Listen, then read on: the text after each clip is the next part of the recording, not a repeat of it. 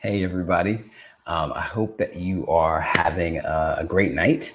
I'm really glad to be hosting this conversation um, because I love difficult conversations because I think it leads us towards more authentic engagement with one another, ourselves, and God. And I think it's what we were made for. And something that is very true that came up when we were praying and thinking through IVEDreads was like, what does it look like to equip people for these difficult conversations? Because we can't read our way out of white supremacy. We can't read our way out of racism and injustice. We can't, think our way out of these things, but your bodies, your hands have to move away from just the pieces on a page. And so I wanted to host this time to just say, hey, let's have a conversation about 12 Lies, this book right here that I hope all of you have. And if you don't have it, it's easy to get. It's available at all the places that sell books. And join our IVEDreads Summer Book Club. And this is not a regular summer book club where you read a book and like you read the book, you process and you put it back on the shelf. But our hope, my team, is that we read the book and then actually live out the stuff that we're talking about. And specifically in June, we're talking about resisting Christian nationalism. And so if you've got questions or thoughts, you're on Instagram, you're on Facebook, you're on YouTube, you're on Twitter, just post them. I'll be answering the questions in real time. If you want to share it with people and say, hey, like Jonathan's online and talking about this stuff, like feel free to share those things. If you want to share this video later, you're absolutely welcome to do that as well. Cool. And so something I want to make sure of is that I can see everybody's comments. So if you've got thoughts or questions, like feel free to put them out. Okay. As we're engaging in the conversation. So one of the things that came up when I announced that we were doing this was a very basic question of just like how to fight Christian nationalism. And that's a complicated question, but I don't think the answer is complicated. I think it's hard. And one of my good friend's fathers, I had a conversation with him a while ago, and it stuck with me. I was telling him about a problem I was having as we were looking at fighting sex trafficking and labor slavery, and he drew a diamond on the piece of paper, and he said, Jonathan, there are things that are easy and hard, and there's things that are simple and complicated. And he said there are very few things that are easy, that are difficult. I'm sorry. There are very few things that are hard and complicated. So he drew this diamond. He said there are things that are hard and easy, and there are things that are simple and complicated. There are very few things that are hard and complicated. And so something that I think would be really, really helpful is laying out why fighting Christian nationalism is hard and complicated. Okay. And so there are very few things that are hard and complicated. Fighting Christian nationalism is one of them. And I think the reason is because our emotions get wrapped up in what's happening. And a lot of us, including myself, are emotionally unavailable, are emotionally unaware. And I would dare say, like, there's a great phrase that I think describes a lot of us, and that's emotionally constipated. Like there's actually like a buildup of emotions. I hope you got that vivid image where like a lot of us, like it's just there and it won't come out, right? I feel that way about my anger and I feel that way about my pain. It's really hard for me to access those places. And when it comes, I think I'm just gonna be overwhelmed by it. And so we're gonna talk a little bit about that later when I address some very specific things with the questions that came back today. But what I want you to be thinking about specifically, that first question is just like, how do we do it? Oh, someone asked, what's Christian nationalism? Okay, so very quickly, the easiest way for me to define it after gleaning a bunch of things is to say the Christian nationalism is the idea that a nation is all of a sudden like a divine project that God ordained. So for example, in the Hebrew scriptures, the nation of Israel, not nation as we think of them today, okay? But this people group, God set aside to be his holy people, right? And so that is sometimes translated as nation, sometimes translated as people group, sometimes translated as state, like particularly in the last 100 years in the United States, is like there's this idea that a nation must be a government state set up in a certain way. And so the idea that Christian nationalism basically says there are Christian nations, there are non-Christian nations. And I think you might be able to see where that becomes dangerous, because this is God's people, and then these are not God's people. These are God's folks, and these are godless people, right? These are good people, these are evil people. And so Christian nationalism sets up the idea that we're a Christian nation. There are many countries that claim to be Christian nations.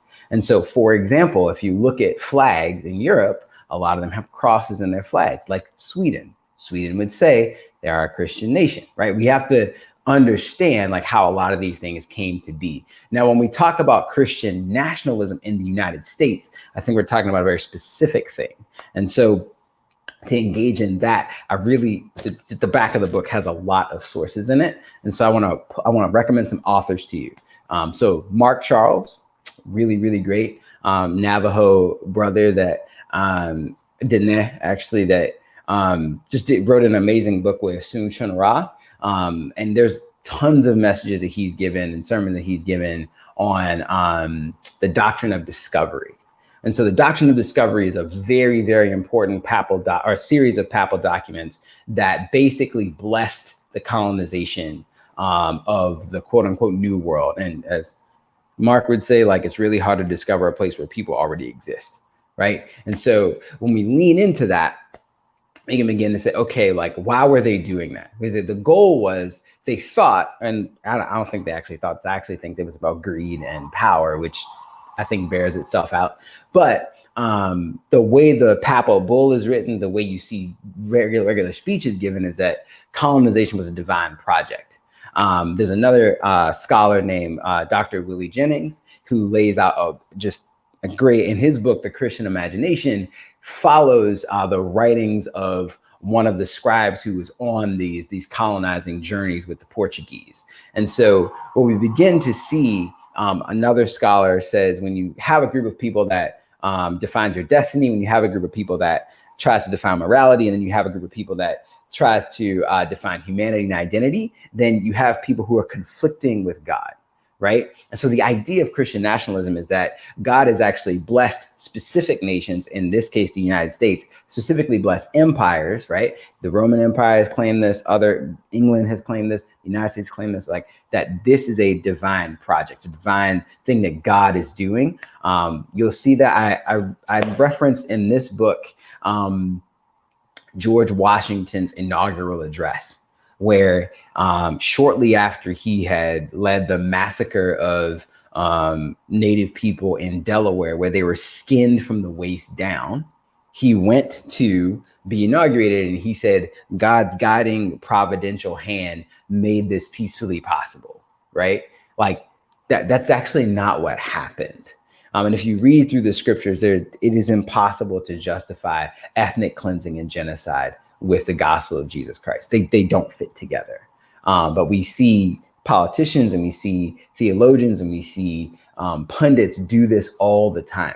And when I say all the time, I mean very specific instances.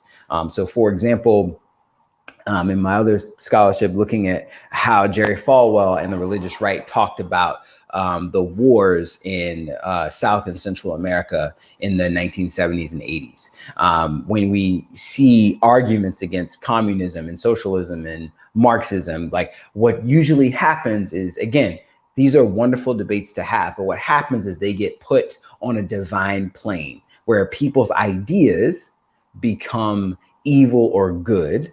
And then the people who believe those ideas become evil or good. And to call someone and define someone by what they believe and what they think, and then act against them, is actually to dehumanize them. Like, I'm not just the things that I believe. I'm lots of things. I'm a dad. I'm a father. I'm a son. I'm a very complex person, right? Because that's what humanity is.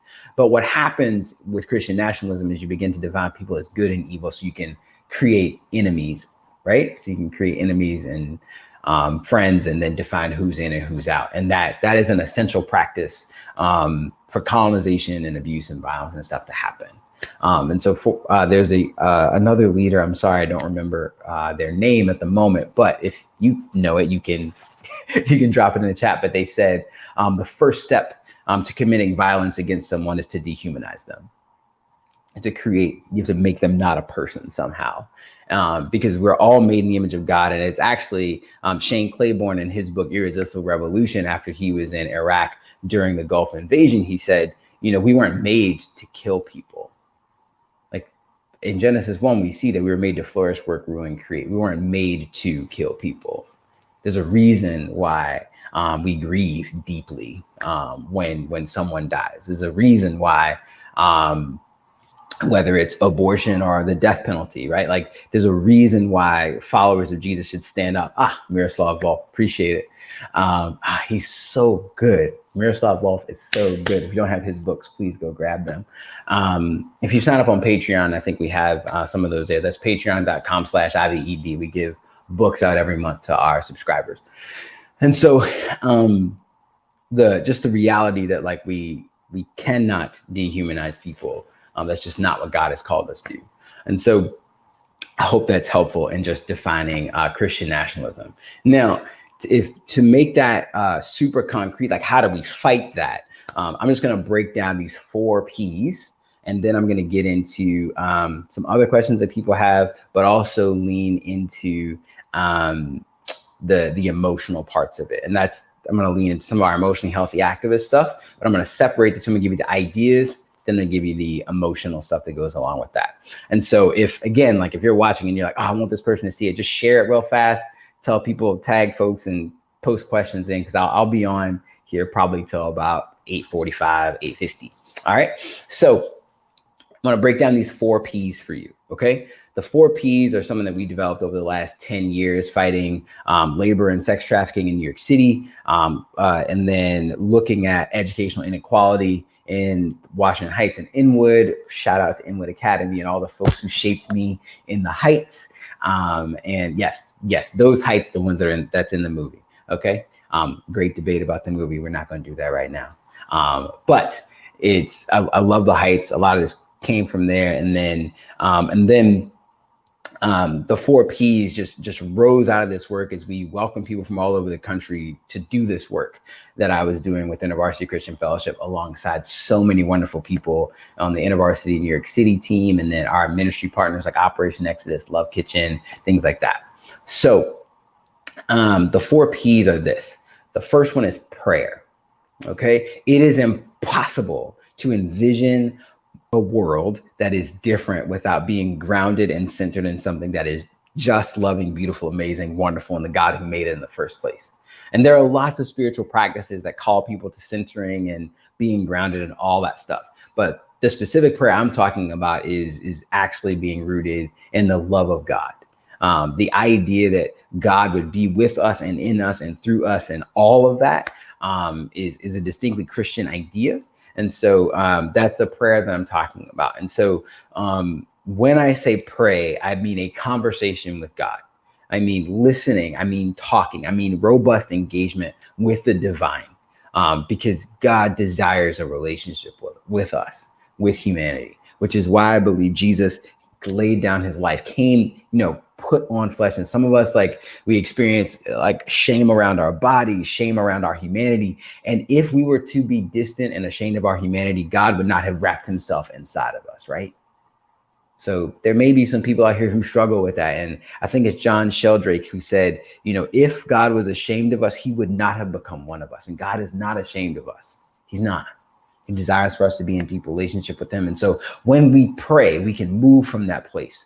We move from that place of being grounded and centered. And so when we talk about fighting Christian nationalism, our conversations would be totally different with that person who we know disagrees with us, with that person who posted on our walls or tweeted at us. It'd be totally different if we came from a place of being seen and feeling heard and feeling validated, feeling celebrated, feeling valued before we had that conversation. I want you to hold on to that for a second. our conversations, our activism, our disruption, our peacemaking would look totally different if our identity and success was not predicated on getting this other person to agree with us. It's really, really hard for us to love people well who we're just trying to convince and think like us. So I'm married, and it's really hard for me to love my wife when the reason I'm listening to her and engaging with her is just to get her to believe what I believe.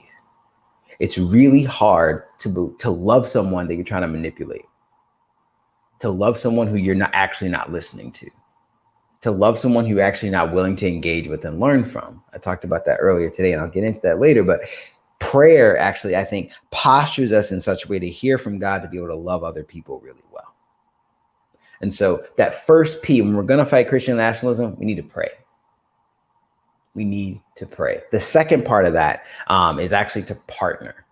And so I think it's an amazing thing in scripture to see God call someone in scripture and then they are immediately partnering with someone else, right? We need checks and balances. We need folks to hold us up, right? Moses had Aaron and Miriam, right?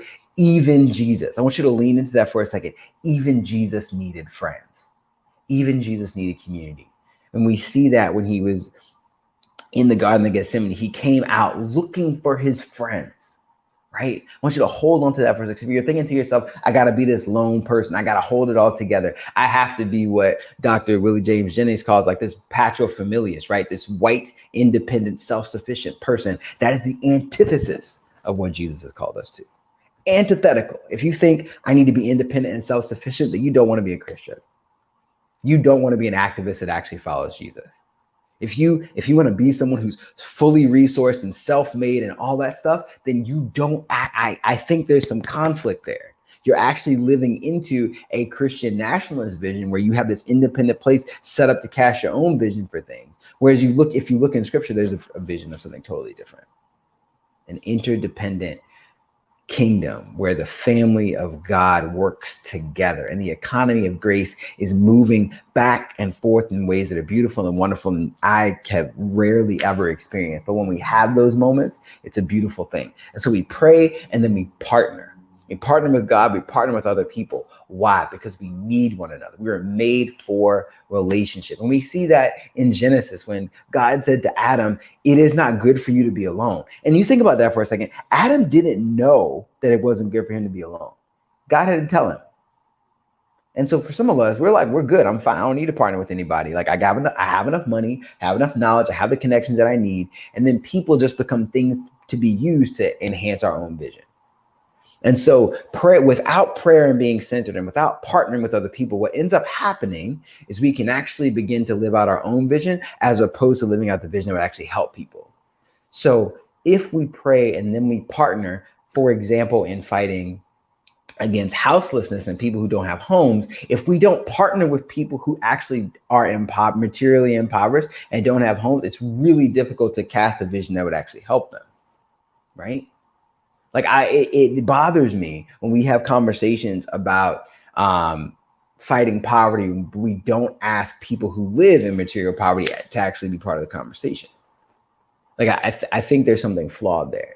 Like I think it's a problem when we begin to talk about fighting educational inequality. We don't ask people and give people real power who are suffering under educational inequities. Like folks who are experiencing the oppression are usually the people who can actually speak to the oppression, right? Because they sometimes know what they need, right? Like it's amazing to me. I was in a conversation once with someone and I was talking about these 4 Ps. He got very excited and he said, I would like to form a new political party. And I said, okay, who's going to be a part of this party? He said, anybody can be a part of this political party.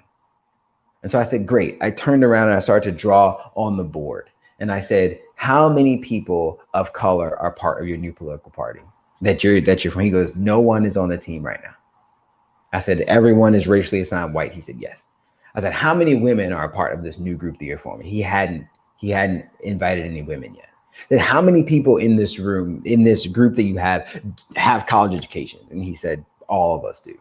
And I said, well, how many people in your group make over $70,000 a year? He said, everybody does. And I said, And he started to see what was happening, and the 25 other people in the room started to see what was happening. And I said, it's really hard to create something new and different if new and different people are not in the room. And so I didn't do that to humiliate him. I didn't do that to embarrass him, but I did that so he could see what he was creating. And many of us pray, but we're only praying with people who are the same as us and believe exactly like us. And then we partner with people who are exactly like us. And then we actually pray, partner, and then we begin to purchase. And here's what I mean by purchase. What I mean by purchase is we use our time, our talent, and our money, our personal and our individual and collective resources of how we prayed and how we partner to then do stuff in the world. And I think where we get messed up is when we don't pray, or we pray, but we don't listen. And so I've spent many years praying to God, but not really listening to what he had to say back. Like that's not a conversation, right?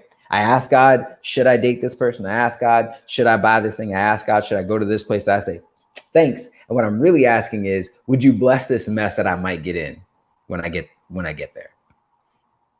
And he is gracious and takes care of me. And I'm deeply appreciative for that. But at the same time, I reflect and I'm like, how wonderful would it have been if I just slowed down to pray, figure out who I'm supposed to partner with, and then what resources I'm supposed to use to love people well after I've partnered, because I've learned from people and I've prayed. And these people are not just a way to exercise my own guilt, shame, fear, obligation, anger, or praise for myself, right?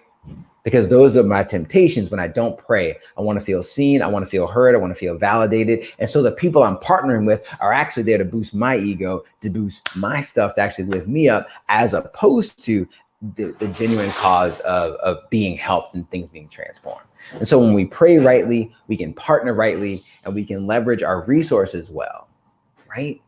And how amazing would it be if we leveraged our resources in partnership with those who have, or who are rich in physical resources, and those who are poor in physical resources? If we leveraged our resources well for people who are rich in spiritual resources and poor in spiritual resources, right? If there was actually that partnership that happened, and I'm just really talking about what I see in Acts and what I see with the disciples. There were wealthy disciples and there were marginalized disciples. There were folks all around from different classes and ethnic backgrounds that were part of this original small group that Jesus formed, the disciples that came afterwards, and especially in the church in Acts. And so the prayer, the partnerships, the purchasing is actually across class, across gender, across ethnic backgrounds. And so you see that happen. And then after we pray, after we partner, after we purchase, then policy happens. And this is what I mean by policy. I mean systemic change. That means systems and structures begin to be different because people are meeting with God, meeting with one another, pooling their resources to reflect something that is beautiful, just, loving, and wonderful in specific areas that they have prayed and fasted and sought the Lord for, brought their resources together and say, we want to do this. So specifically the way that looks like fighting Christian nationalism is I think we actually need to say, okay, I need to pray and we need to pray. I need to pray and reflect individually around like where are the idols for me that are happening? Because for me, it's a temptation to be on the team that God is on, right? To say I'm part of a Christian nation is to say that I am good. And the temptation then is to say, well, I must be better than them.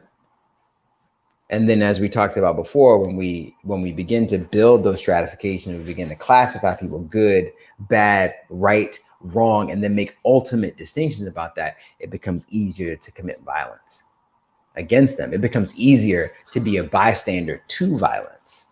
And then it becomes easy to bypass that violence that's happening. Okay, so we want to pray, we want to partner, we want to purchase, and then we want to influence systems and structures in such a way that it reflects that prayer, reflects that partnerships, and reflects the stewardship of our resources, not just the consumption of things. Some of you who are watching now or may get this video later, like in our program from 2011 to 2015, we talked a lot about moving from being consumers to stewards. Because God did not create us to consume things and consume people. He created us to steward the resources that we've been given as blessed people made in the image of God. And so we can pray, partner, purchase, and influence policies in such a way. And so what that might look like is you need to pray for your family and ask God, hey, 4th of July is coming up, God, and I don't know how to have conversations with my family post January 6th, post Trump, post X, Y, and Z, post George Floyd, post Michael Brown, I don't know how to have these conversations anymore. And brothers and sisters, if you're sitting and you're like, I don't know how to do this, I think you need to slow down and pray. Why? Because there are, just that 4th P, there are systems and structures that govern our families that are unjust and ugly. And we need to remember those photos of people that were being spit on when schools were integrated, the photos of people in the 50s and 60s and 70s protesting and counter-protesting, and the way our country was wrought when racial reckoning was happening and economic injustice was occurring. Like all of this stuff, like those are our parents. For the immigrants' kids that might be watching and our parents were caught up in these things. And so there are entire patterns built around how to engage and disengage with violence, about how to stay safe and about how to get away from danger. Like there are systems and structures in our family that actually govern how we respond to these different things.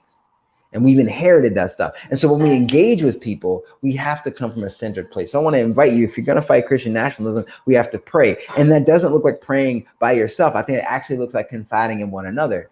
And now, I'm not talking about gossip. I'm not talking about, like airing all your dirty laundry. That's not what I'm talking about. What I'm talking about is asking people to pray for your mother, pray for your father, pray for folks in your family caught up in QAnon, pray for folks that are caught up in believing conspiracy theories around COVID-19. Pray for people who are caught up in that stuff, and not from a place that, that you're better than them, because we're actually not better. We're just deceived by other things, right?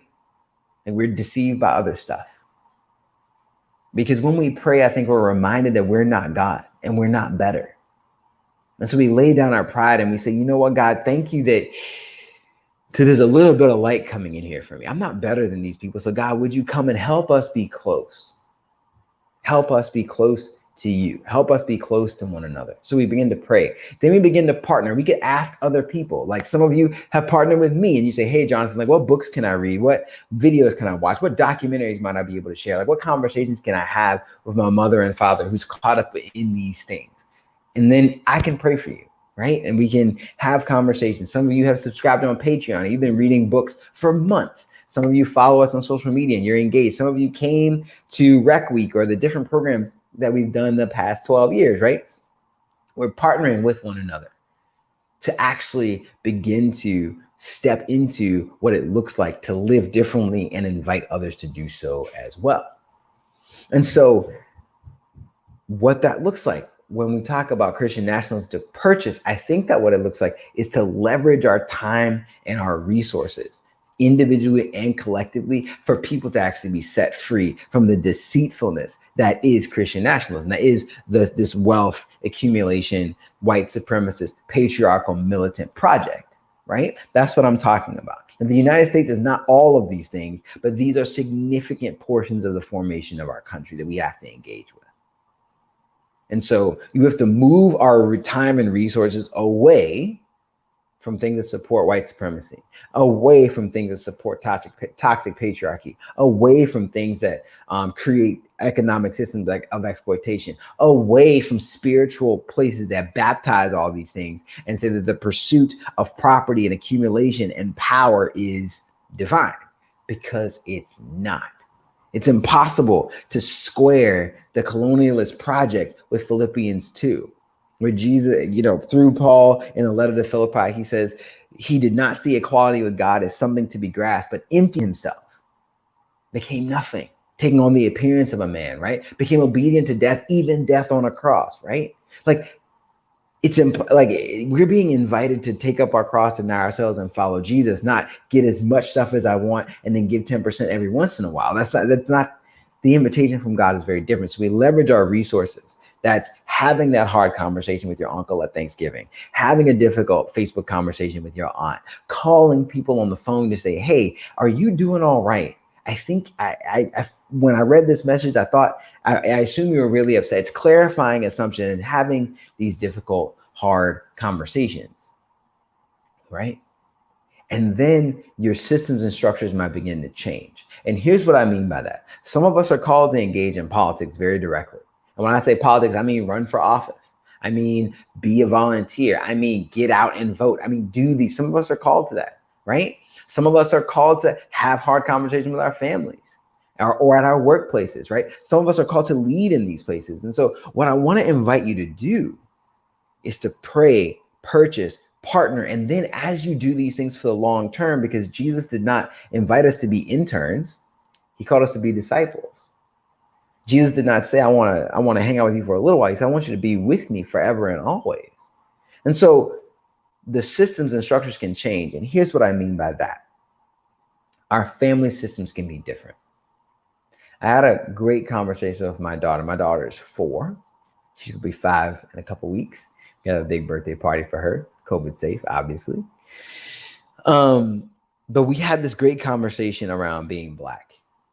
I was not raised in a household where I knew how to talk about being Black and what that meant in a way that did not mean something just about slavery, abuse, and violence and segregation from where I'm from. But I've been challenged by my wife and challenged by my siblings to really investigate that so that that's not passed on to my daughter. So I wrote a poem for my daughter, and every day she says, Black is beautiful, Chinese is too, Korean is marvelous, all this is true, right? She goes through her ethnic identity, right? And then she leans into like, God is not ashamed of me, right? My color, curve, and curl is good no matter what they say, right? My eye shape is God ordained. I pray this every day. She leans into her identity. Her body is good. Her eyes are good. Her brain is good. Her body is strong. All these things, right? And then fast forward 3 months later, we're having a conversation and I say, oh man, like I feel really terrible right now. Like I think she heard me say like, I'm terrible. Because I'm trying not to say things like, and she looked at me and she goes, Baba, that's not true. Like Black is beautiful. Like you are good, right? There's a system that changes in my family that won't impact this next generation in my house. I also got to be part of a project with KTF, this thing called Keeping the Faith. We wrote a book. We called together 37 scholars, activists, professors, and leaders to write about what it looks like not to have a generation of Christians beholden to any political party.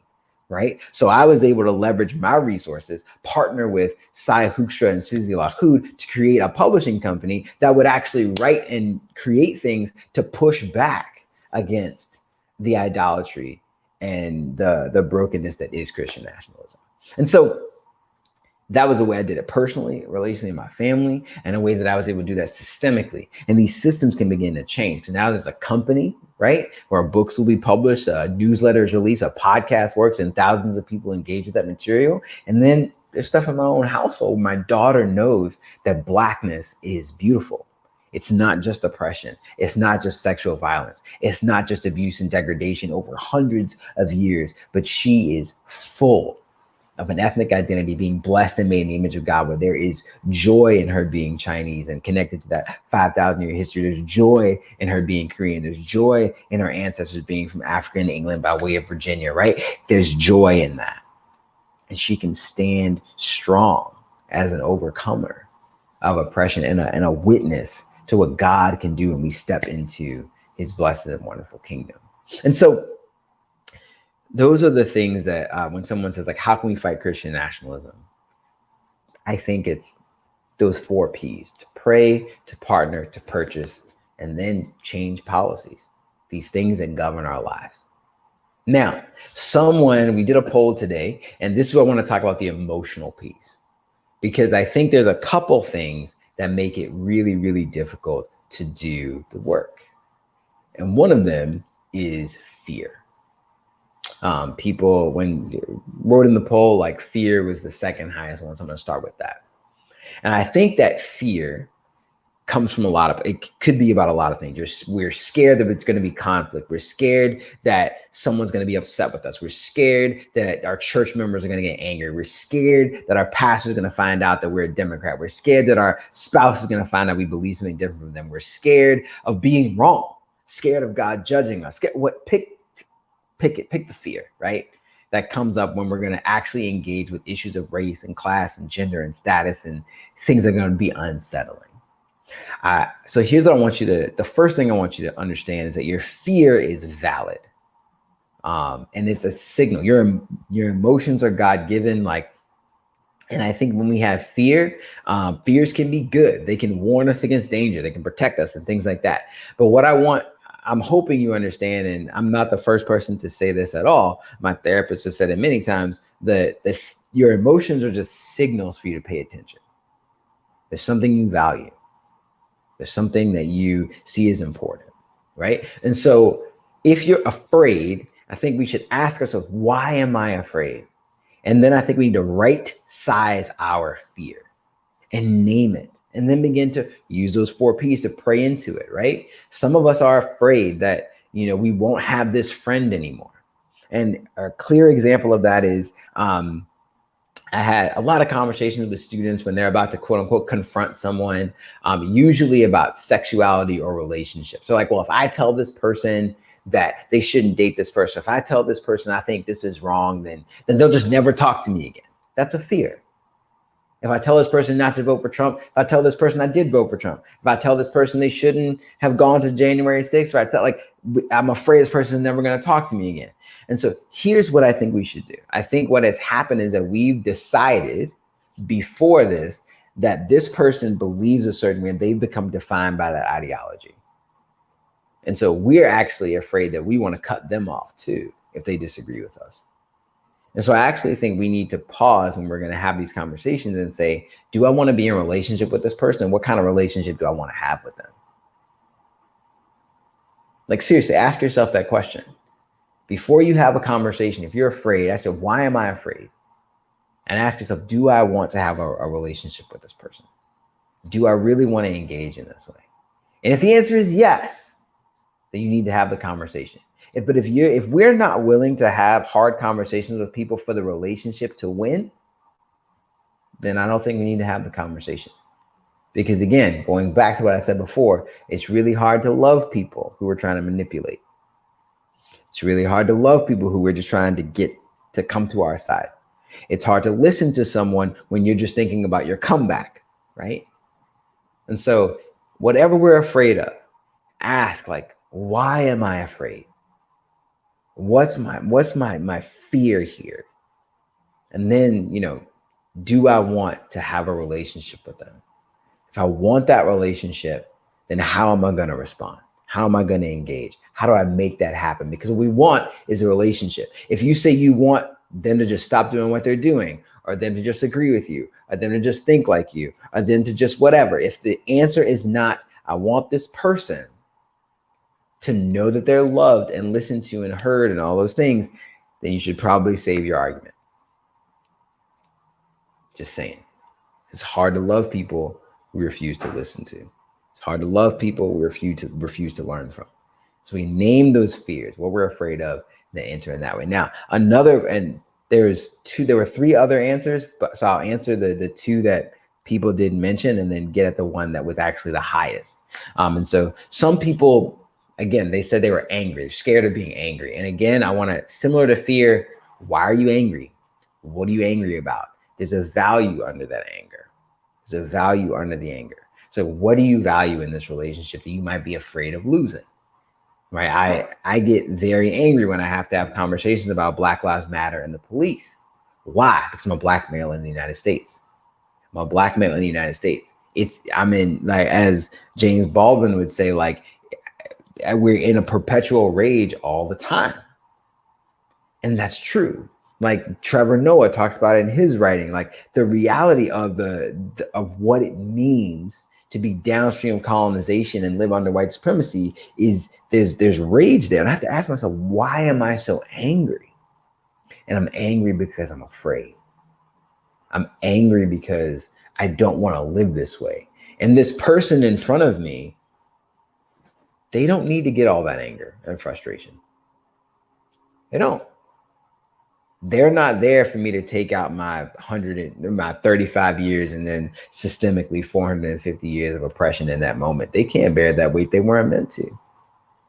So I need to right size my anger for them, what anger is for them. And I've had some heated conversations, but fortunately the anger was actually about what this person did. And so I could have a healthy conversation because I wanted the relationship to win. And so if you're angry, what I want to invite you to think about is, why are you angry? Anger is a product of emotion. Why are we mad? And then enter in that way. Additionally, one person said lack of knowledge. And I actually think we don't have these conversations because when we say we think we don't know enough, I actually think there's a fear that we don't know enough.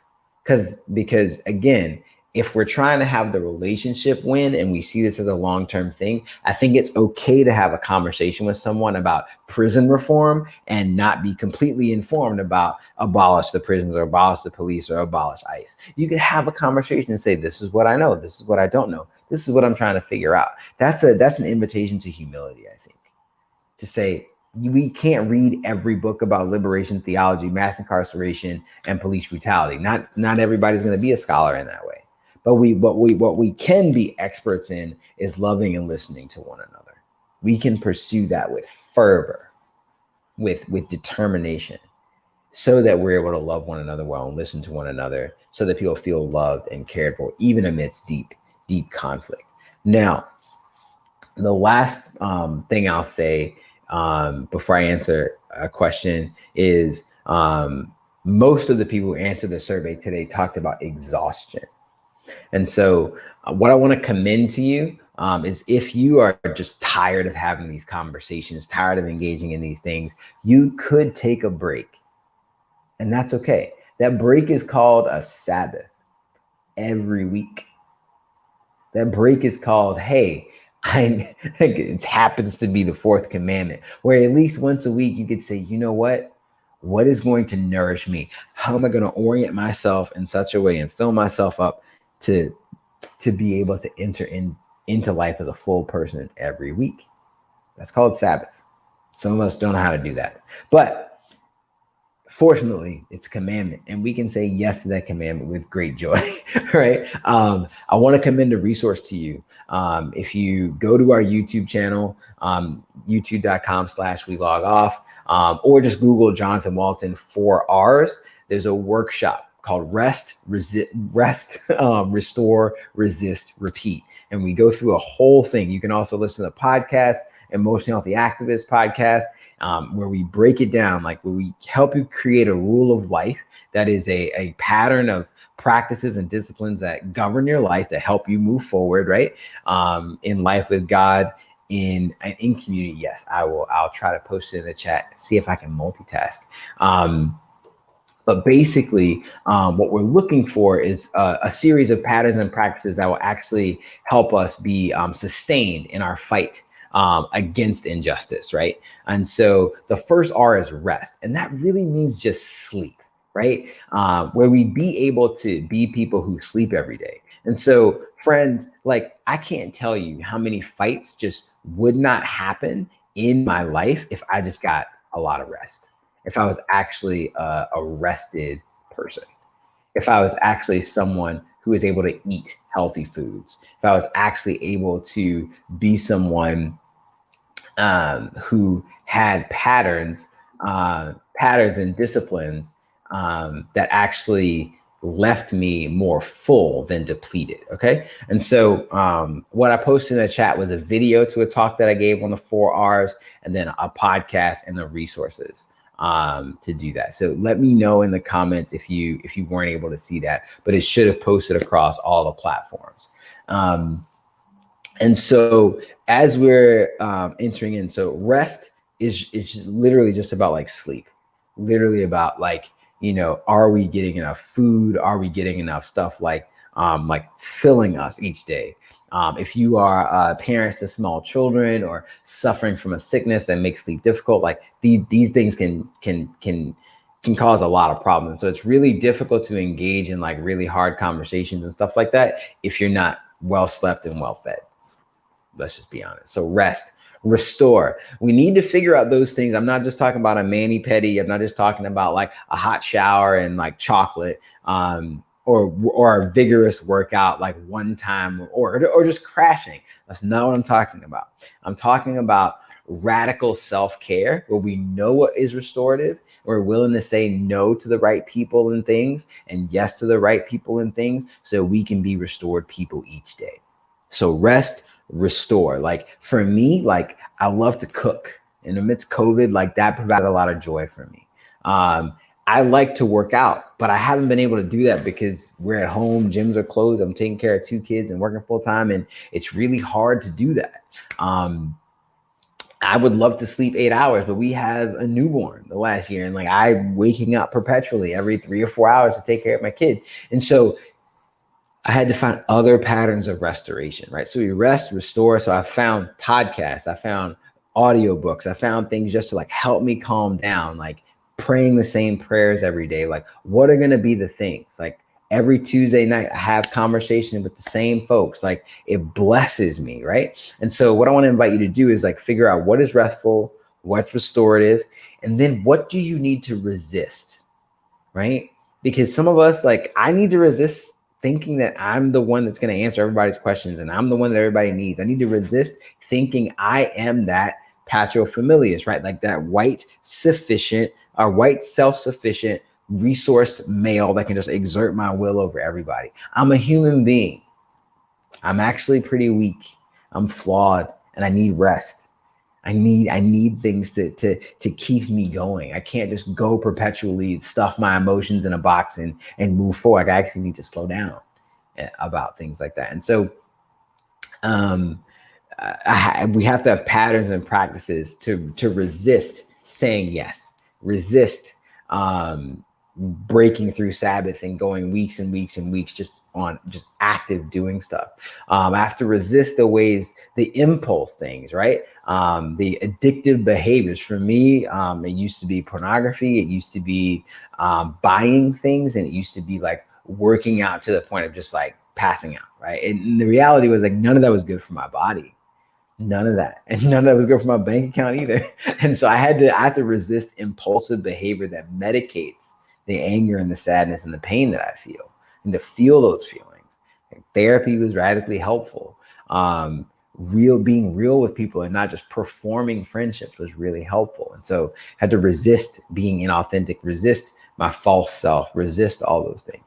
And then we repeat those things. So daily, weekly, monthly, quarterly. So that's, fall, winter, spring, summer. And then annually, like I didn't take a vacation till I was almost 30 years old.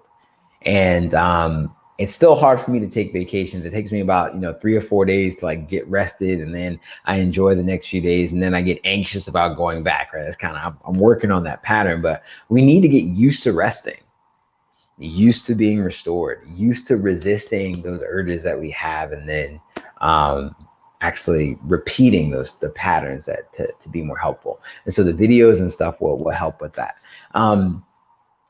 All of that, people might think, oh, well, Jonathan, like you didn't talk about 12 lies. Like, yes, I talked about 12 lies because my hope is that we can actually live these things out. And this book club will be just another book club unless you're willing to live this stuff out. And so my hope is that this conversation has helped you have the tools to be able to step out and do some of the things. I'm going to read a question real fast and see if I can answer it.